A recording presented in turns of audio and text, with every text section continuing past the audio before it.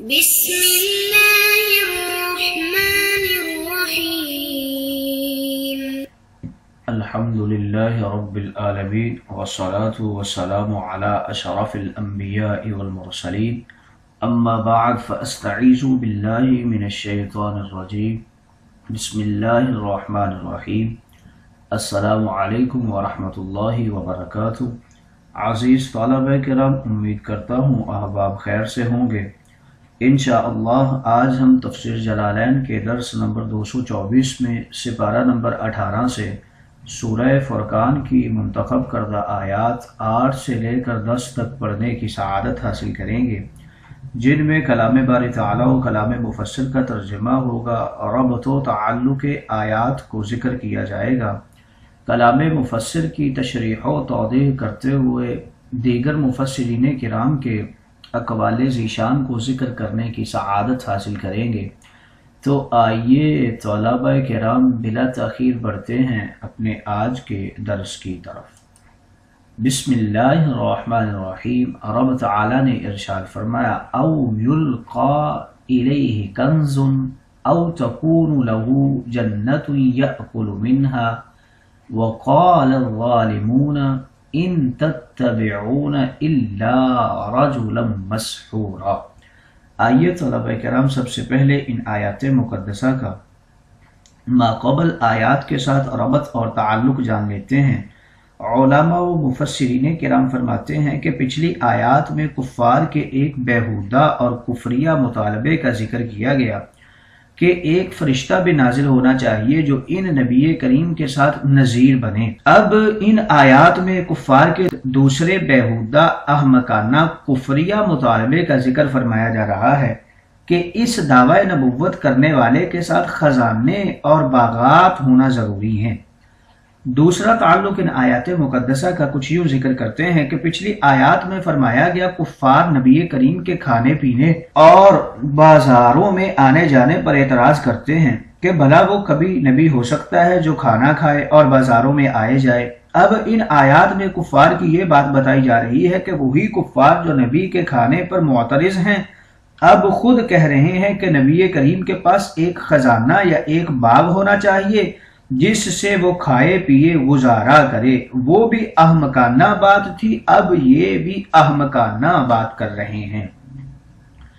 تیسرا تعلق کچھ یوں ذکر کرتے ہیں کہ پچھلی آیات میں کفار کے بیہودہ اعتراض اور مطالبات کا ذکر کیا گیا، اب ان آیات میں ان کفار کی بیہودہ احمقانہ روش کی وجہ بیان فرمائی گئی ہے کہ فضلوا، وہ کافر بہت سخت گمراہ ہو گئے ہیں، کبھی سیدھی راہ پر نہیں آ سکتے۔ آئیے طلبہ کرام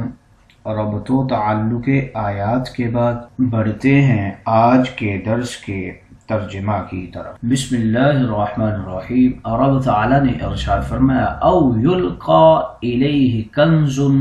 او تکون له جنت یأکل منها۔ کفار نے یہاں پر دوسرا مطالبہ کر دیا، کہنے لگے یا تو نبی کریم کے ساتھ کوئی فرشتہ ہوتا جو نذیر بن کر لوگوں کو ڈراتا اور ان کی نبوت کی تصدیق کرتا، اب اگلی بات کر دی، یا پھر آسمان سے اس نبی کے پاس کوئی خزانہ آ پڑتا جس سے اس کو فائدہ ہوتا اور طلب معاش کے لیے بازاروں میں انہیں نہ جانا پڑتا۔ او تکون له جنت، یا پھر اس کے پاس کوئی باغ ہوتا کہ اس باغ سے یعنی اس کے پھلوں کو یہ کھاتا اور اس پر اکتفا کرتا۔ اور ایک قرأت میں بتا رہے ہیں کہ یا اکولو کے بجائے نہ اکولو نون کے ساتھ ہے، یعنی ہم کھاتے، جس کی وجہ سے ہم پر اس کو ایک قسم کی فوقیت حاصل ہو جاتی۔ وقال الظالمون، اور یہ ظالم کافر مومنین سے یوں کہتے ہیں، ان تتبعون الا رجلا مسحورا، کہ تم لوگ ایک ساحر زدہ، فریب خوردہ، مغلوب العقل شخص کے پیچھے چل رہے ہو۔ قال تعالی، رب تعالی نے ارشاد فرمایا، انظر کیف ضربوا لک الامثال،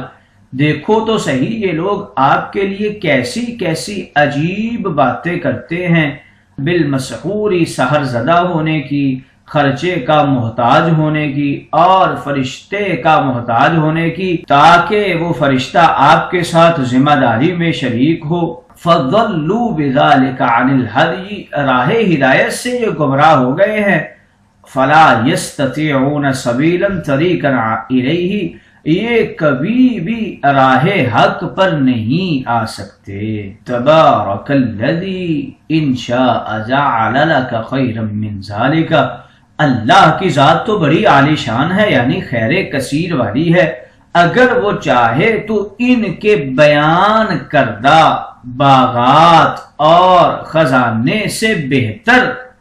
باغات عطا کر دے۔ یعنی کون سے باغات؟ تجری من تحتها الانہار،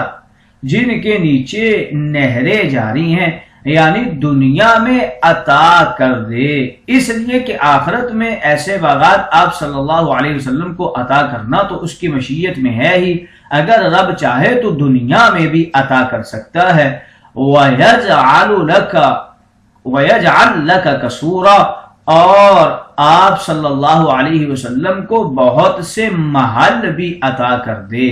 بتا رہے ہیں کہ یجعل یہ لام کے جزم کے ساتھ ہے اور ایک قراءت میں لام کے رفع کے ساتھ ہے۔ اگر اسے لام کے رفع کے ساتھ پڑھا جائے تو یہ اس صورت میں جملہ مستانفہ ہوگا۔ آئیے طلبہ کرام ترجمہ کے بعد بڑھتے ہیں آج کے درس کی تشریح و توضیح کی طرف۔ بسم اللہ الرحمن الرحیم۔ یہاں سے کفار کے دوسرے احمقانہ مطالبہ کا ذکر کیا جا رہا ہے۔ انہی کفار نے یہ بھی کہہ دیا کہ اگر مدعی نبوت کے پاس کوئی فرشتہ ہر وقت نہیں رہتا اور اس نے کھانا پینا بھی ضروری ہے تو اس کے پاس یلقا الیہ کنز، دنیاوی دولتوں کے خزانے ڈالے جاتے تاکہ یہ خود بھی اور اس کے ماننے والے بھی بغیر محنت گھر بیٹھے عیش و آرام سے کھاتے۔ عربی لغت میں ہر قیمتی اور مفید مال کو خزانہ کہا جاتا ہے۔ خزانہ کی دو قسمیں ہوا کرتی ہیں، کنز اور معدن۔ اگر بہت سارا قیمتی مال انسان خود کہیں رکھے تو عربی میں اس کو کنز، اردو میں دفینہ اور فارسی میں گنج کہتے ہیں، اور اگر کسی جگہ خود قدرتی کوئی قیمتی جمادات پیدا ہو جائے تو عربی میں اسے معدن، فارسی اور اردو میں کان کہتے ہیں۔ کفار مکہ منصب نبوت کے لیے یہ شرطیں اور قیدیں اس لیے لگاتے تھے تاکہ یہ نبی ہمارے خود ساختہ بتوں معبودوں کو برا نہ کہے، اور عوام کو یہ سمجھانے کی کوشش کرتے تھے کہ معبود ہونا آسان ہے، جسے چاہو بنا لو، مگر نبی ہونا بہت مشکل اور نرالا ہے کہ وہ کھاتا پیتا نہ ہو، غریب نہ ہو۔ اس لیے یہ احمقانہ باتیں کرتے پھرتے تھے کہ یہ تو بالکل عام لوگوں کی طرح محتاج معاش ہے، نبی تو سب سے بلند و بالا شان والا ہونا چاہیے، نہ کہ معمولی گھر میں رہے، بازار میں چلے۔ ان احمقوں نے دنیاوی دولت کو بلندی سمجھا اور نبوت و رسالت کو صرف اپنے ذہن سے پرکھا، حالانکہ نبوت کی حقیقی نشانی دنیاوی شان و شوکت نہیں بلکہ اعلیٰ اخلاقیات، بلند و بالا عملیات، بے مثل شخصیات، نورانی بشریات، وحی و معجزات ہی نبوت کے نشانات ہیں، مگر کفار محض ضد اور عناد، تعصب، عداوت کی وجہ سے ان حقائق پر غور ہی نہیں کرتے، حالانکہ زمینی آسمانی ہزاروں معجزات انہوں نے دیکھے ہیں۔ اس کے باوجود ان کی شیطانیت ختم نہیں ہوتی۔ پھر اگلا مطالبہ کیا کیا؟ اگر خزانے نہیں ہو سکتے او تکون لہ جنت یاکل منہا، تو بہترین محفوظ باغ ہی ہوتا، ہم اس نبی کو مان لیتے۔ کفار مکہ قلبی عقلی اندھے بہرے ہونے کی وجہ سے ہمیشہ 5 قسم کی غلطیوں میں مبتلا رہے۔ پہلی یہ کہ فصاحت قرآنی کے معجزے کو نہیں پہچانا، اس لیے تا عمر افک و افترا کہتے رہے۔ دوسرا یہ کہ نبی کریم کے کھانے پینے کو دیکھ کر اپنے جیسا بشر کہہ دیا، اور تیسرا یہ کہ بازار میں چلتے دیکھا تو محتاج سمجھ لیا۔ چوتھا یہ کہ اپنی نگاہ سے کسی فرشتے کو حاضر بارگاہ نہ دیکھ سکے تو لولا انزل کا مطالبہ کر دیا، اور پانچواں یہ کہ بارگاہ نبوی میں دنیاوی دولت کے ڈھیر، کنز و قصور نہ دیکھے تو نبی کو غریب سمجھ لیا، حالانکہ قرآن مجید کی فصاحت و بلاغت کا چیلنج آج تک کوئی عربی عجمی کافر قبول نہیں کر سکا، اور ملائکہ تو زیارت کی دعائیں کرتے ہیں، اور اب تک آستانہ نبوت پر حاضری میں 70,000 صبح کو آتے ہیں اور 70,000 شام کو آتے ہیں۔ حضور علیہ السلام کی فقیری بھی من اللہ نہ تھی، بلکہ آپ کی اپنی پسندیدہ اور اختیاری تھی۔ سیدہ عائشہ فرماتی ہیں رسول اللہ نے فرمایا کہ مجھے میرے رب نے فرمایا اے محمد کیا تم نبی عبد بننا چاہتے ہو یا نبی بادشاہ؟ تو میں نے عرض کیا مولا میں نبی عبد ہی بننا چاہتا ہوں کہ ایک وقت مجھے کھانا ملے اور ایک وقت بھوکا رہوں، جب کھاؤں تو عابد شاکر رہوں، جب بھوکا رہوں تو عابد صابر رہوں۔ حضرت سیدہ عائشہ صدیقہ فرماتی ہیں کہ آقا کبھی ٹیک لگا کر نہیں بیٹھتے تھے، نہ ٹیک لگا کر کھاتے تھے، بلکہ غلاموں کی مثل بیٹھتے کھاتے اور فرماتے انا عبد اللہ۔ کفار نے مطالبہ کر دیا کہ کوئی باغ ہو جس سے یہ کھائے اور اسی کے پھلوں پر اکتفا کرے۔ ایک قرات کے اندر بتا رہے ہیں کہ یا اکولو کی جگہ لفظ نہ اکولو پڑا گیا، یعنی ہم کھائیں اور اس وجہ سے یہ ہم پر فضیلت رکھے یعنی فوقیت رکھے۔ وَقَالَ الظَّالِمُونَ أَيَ الْكَافِرُونَ لِلْمُؤْمِنِينَ، اور یہ ظالمین کافرین مومنین سے کچھ اس طرح بھی بکتے تھے، ان تتبعون الا رجلا مسحورا، کہ اے مسلمانوں صرف ایک جادو شدہ ایسے مرد کی تم پیروی کر رہے ہو جو عقل کا مغلوب ہے، حال کا مفلوق ہے، قول کا مخلوب ہے، یعنی الٹی عقل والا، غریبی حال والا، بہکی باتوں والا ہے۔ کفار مکہ بھی عجیب پاگل تھے، جب نبی کریم قرآن مجید سناتے تو کافر کہتے یہ شاعر ہے، جب تبلیغ فرماتے تو کہتے یہ کاہن ہے، اور جب بت پرستی سے منع فرماتے تو کہتے یہ کاذب ہے، جب معجزات دکھاتے تو کفار کہتے یہ ساحر ہے، اور جب دلائل سے فصیح و بلیغ تقریر فرماتے تو کہتے کہ اس کے کلام میں جادوگری کا اثر ہے، اس لیے دل میں اترتا جاتا ہے، لہٰذا یا کان بند کر کے بھاگ جاتے۔ جب نبی کریم شرعی احکامات سناتے تو کفار کہتے یہ مسحور ہے، اور مسافروں سے کہتے وہ مجنون ہے، اس کے پاس مت جانا۔ اور آپ فرماتے کہ میں اللہ کا رسول ہوں تو کفار کہتے مالی حاضر رسول، اور جب آپ فرماتے کہ مجھے رب تعالیٰ نے اپنا کلام دیا ہے تو کہتے اس کے پاس کنز و قصور کیوں نہیں، اور بجائے دلائل دینے کے ایسی بے معنی باتیں کرتے کہ خود بھی بے عقل اور گمراہ لگتے۔ اسی لیے رب تعالیٰ نے فرمایا انظر کیف ضربوا لک الامثال، اے حبیب عرشی محبوب فرشی ذرا غور فرمائیے کہ یہ ظالمین لوگ آپ کے لیے کیسی کیسی بےہودہ مثالیں بناتے پھرتے ہیں۔ کبھی کچھ کہتے ہیں، یعنی کبھی آپ کو مسحور کہتے ہیں، کبھی محتاج کہتے ہیں، اور کبھی کہتے ہیں کہ ایک فرشتہ آپ کے ساتھ تمام امور میں مفوض ہونا چاہیے۔ یہ کچھ یوں کہتے ہیں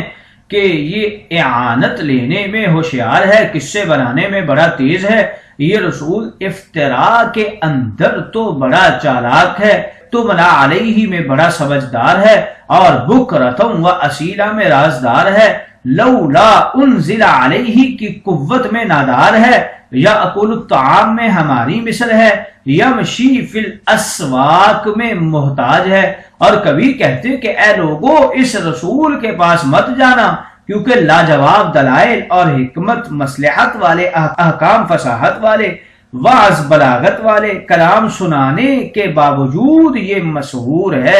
اس کی عقل پر جادو، دل پر غلبہ، ظاہر میں غریب ہے، باطن میں فریب ہے۔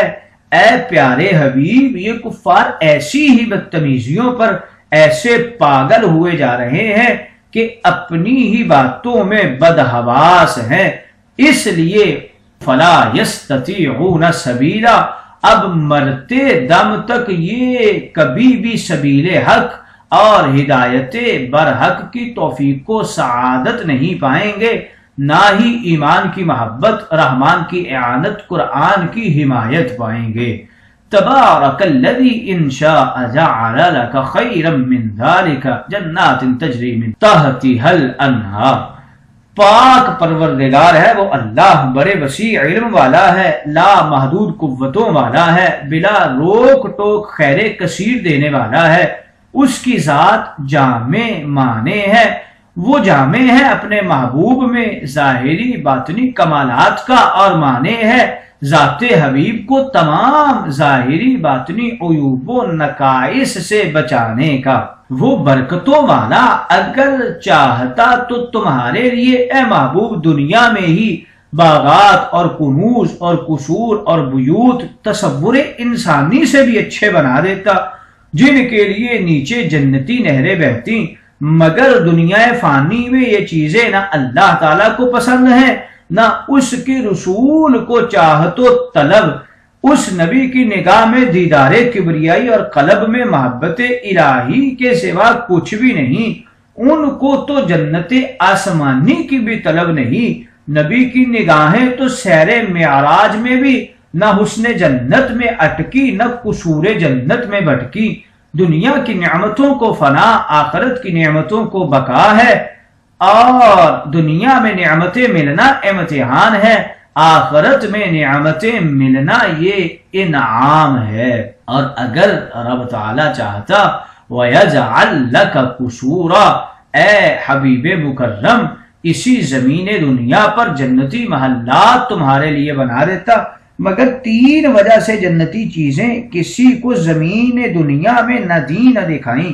اولاً یہ کہ اس لیے تاکہ ایمان بالغیب باقی رہے، اور دوسرا اس لیے کہ دنیا فانی ہے جنت باقی ہے، اور تیسرا اس لیے کہ نبی کریم کو بھی دنیاوی آرام پسند نہیں، کیونکہ آرام کے چار نقصان ہوتے ہیں، اعمال میں غفلت ہوتی ہے، عبادت میں کسلت ہوتی ہے، جائز کا حساب ہے،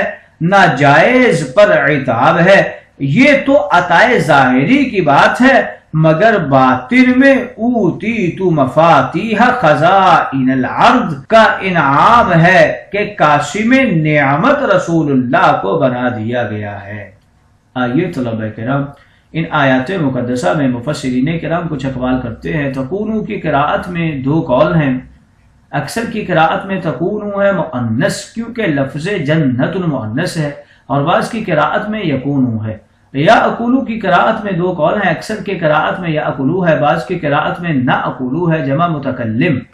مسحورن کے معنی میں دو قول ہیں، اکثر نے فرمایا اس کا معنی ہے جادو کیا ہوا، اور بعض نے کہا اس کا معنی ہے جادوگر۔ ان شاہ کے ان میں دو قول ہیں، بعض نے کہا یہ ان شرطیہ ہے، اور بعض نے کہا یہ ان بمانے اظہالیہ ظرفیہ ہے۔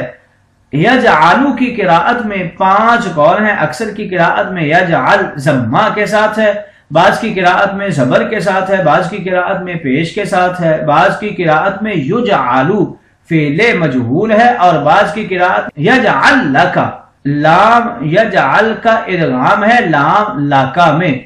ہم مخرج ہونے کی وجہ سے۔ قصورن کے معنی میں تین قول ہے، اکثر نے فرمایا پتھروں سے بنے ہوئے مضبوط شاہی قلعے مراد ہیں، بعض نے کہا مٹی کے بنے ہوئے موسمی آرام دہ گھر مراد ہیں، اور بعض نے کہا اونی کمبلوں سے بنے ہوئے شاہی خیمے مراد ہیں۔